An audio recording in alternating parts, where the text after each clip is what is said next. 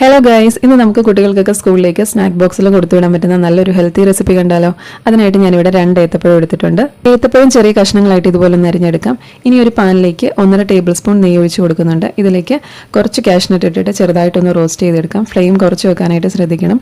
ഇനി നമുക്കിതിലേക്ക് 1 table spoon pumpkin സീഡും അതുപോലെ 1 ടേബിൾ സ്പൂൺ എള്ളും കൂടിയാണ് ഞാൻ ചേർത്ത് കൊടുക്കുന്നത്.